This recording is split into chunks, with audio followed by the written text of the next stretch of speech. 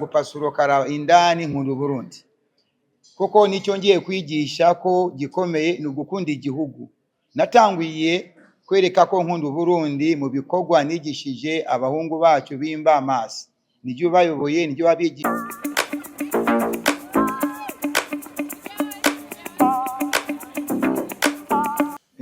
Murakoze abari mu kutumva, amahoro y'Imana abane namwe, salamu alaikum.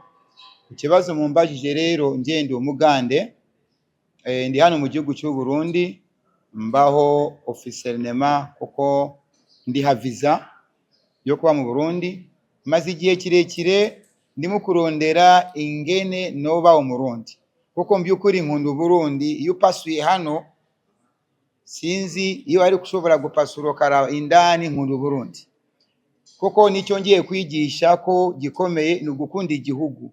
Natanguye kwereka ko nkunda Burundi mu bikorwa nigishije abahungu bacu bimba amaso, nijyo bayoboye, nijyo babigishije kwimba amazi abikuzimu. Mu gihugu cy'u Burundi tumaze gushiraho ibipompero by'amazi geologique manual wells zirenge 2000 mu bice bitandukanye. Ushaka kubimenya twabifise mu ma report zacu.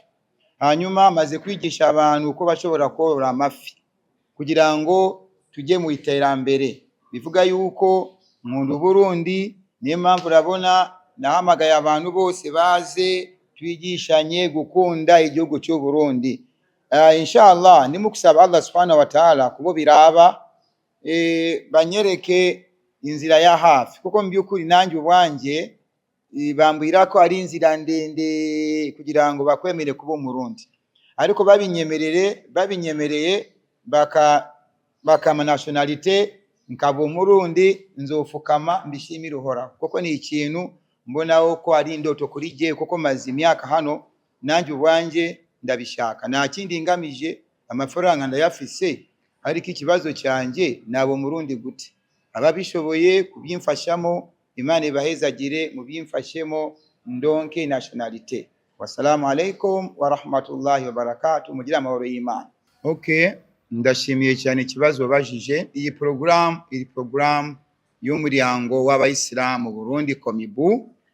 Iyi program irazwi cyane, ikunze gukorerwa ku irayidi Gasaka, ariko kubera yuko iminsi irayidi yo kubaga ni iminsi 3 tumaze gusayira irayidi.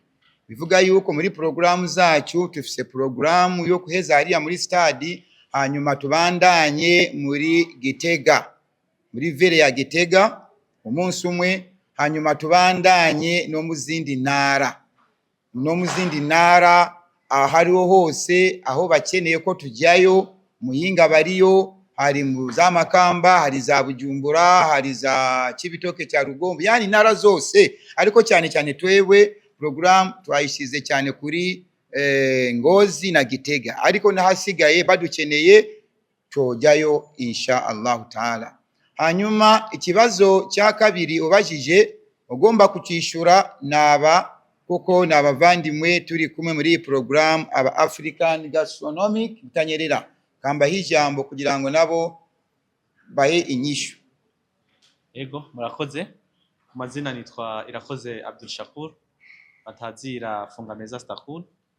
Nkuko babivuze nkabanserukira la cooperative gastronomique Butanyerera.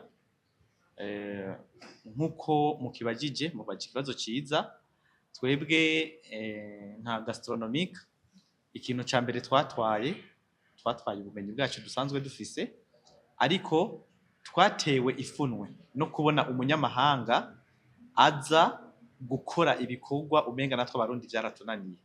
Biramaramaje cyane kubona umuntu avuye mu gihugu cya Uganda ashobora kuza akaza gusengera igihugu cy'u Burundi kandi nawe afise igihugu ciwiwe akomokamo. Ikintu rero cyadukoze ku mutima si kugisengera gusa, ahubwo yatanga ingaburo z'umutima akaca atanga n'ingaburo zifungurwa. Twebwe cyadusanga natwe mu mpano Imana yaduhezagije nka gastronomique turashoboye gutegura imfungurwa neza, niko kuca tumwegera turamusaba yuko twogira ico tumufashije.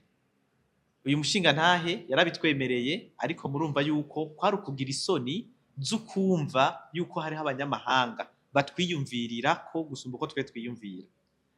Yaragaburiye abantu 200 ariho nibereye, arategura imikino myinshi ituma baba jeune canke babasiramu n'abasiramukazi iyo bahejeje gusenga baca baja mu buhumbu butandukanye, ariko yarabayigiranije akabatwenza akagira amarushanwa, twumva ni ikintu natwe kidukozeko.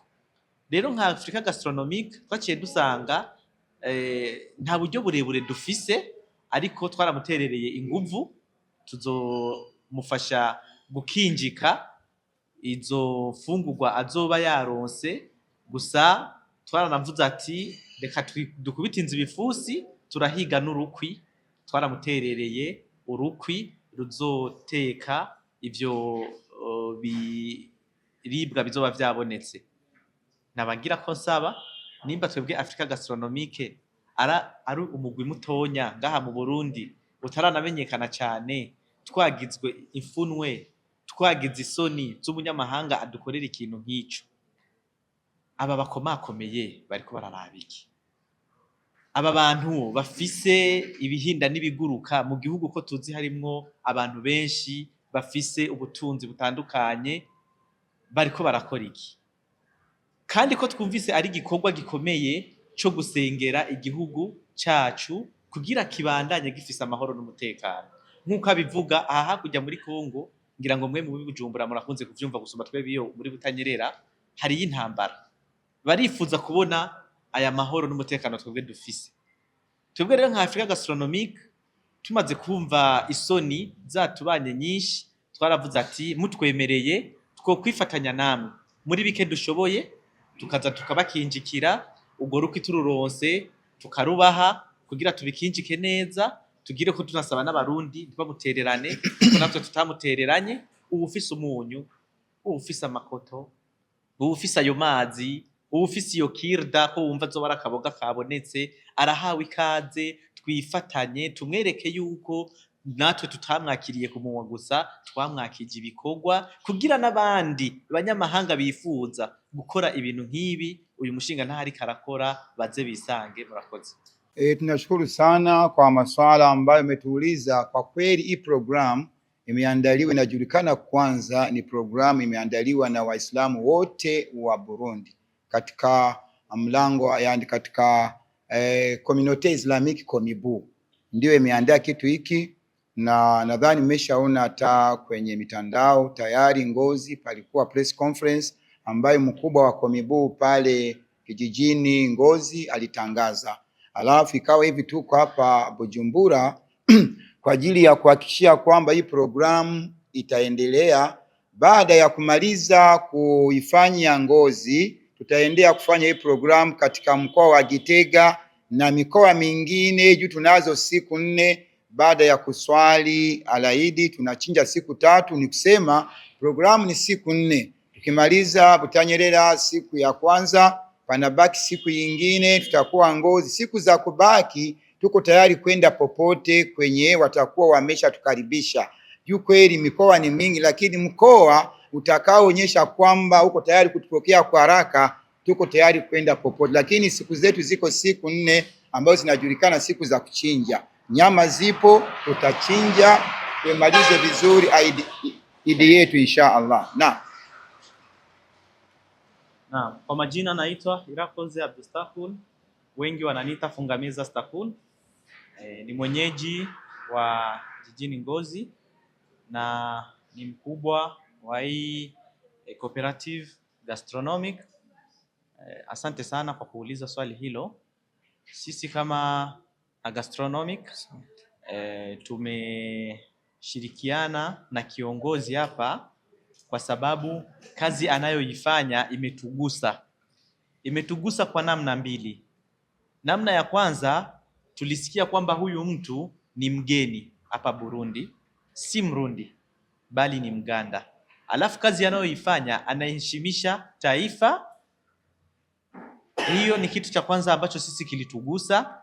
Kitu cha pili, tukakutana si kuombea nchi tu wala si kujiombea yeye, anawapenda na wananchi kwa sababu anaandaa chakula, anachangia na wale maskini ambao hawajiwezi. Sisi katika lugha nyepesi hapa tunawaita ni Wambote au Abatwa. Anawakusanya wale watu, sote tunajua kwamba ni watu ambao hali yao ni duni, hali yao iko chini. Anawakusanya, anachangia nao, wala yani haweki kinyongo chochote.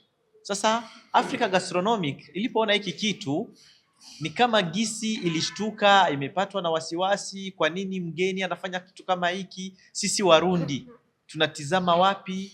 Na katika mazungumzo yake yeye anatufundisha tupendane. Hatutopendana bila kujali wale watu wa chini. Africa Gastronomic hatuna uwezo mkubwa wa kusema tunaweza tukaleta fedha, lakini tuna uwezo wa kupika vizuri. Na tulipoona kwamba tuna uwezo wa kupika vizuri, tulimsogelea, tukamuomba, akitukubalia tushirikiane naye katika hiyo siku ya kuchinja, sisi tuwe ni wapishi. Kweli alitukubalia. Alipotukubalia tukasema tusiende tu na ujuzi wa kupika, acha tutafute na kuni ndogo ambazo zinaweza zikapika hata hizo ng'ombe 2 au 3. Tumesikia idadi ya ng'ombe zinataka chinja ni nyingi sana. Ukisikia ng'ombe 500, wengi wanajiuliza kweli au hawa watu wako wanaleta vitu ambavyo havipo. Hivi vitu vipo kwa sababu si mara kwanza vinafanyika. Sasa Africa Gastronomic tumekubali kujitolea katika hali na mali, katika nguvu na ujuzi wenye tuko nao kwa kumsaidia. Pia tunaomba sisi kama Africa Gastronomic ni kashirika kadogo ambapo kamekubali kumsaidia huyu Alhaji Kisarita. Lakini hapa nchini kuna mashirika makubwa makubwa ambayo yana fedha, ambayo yana nguvu kutuzidi. Kwa nini wasije tukashirikiana katika hiki kitu kikubwa? Kikubwa alichokisema si kusema tunaenda kula nyama. Kikubwa ni kuombea nchi yetu idumishe hii amani.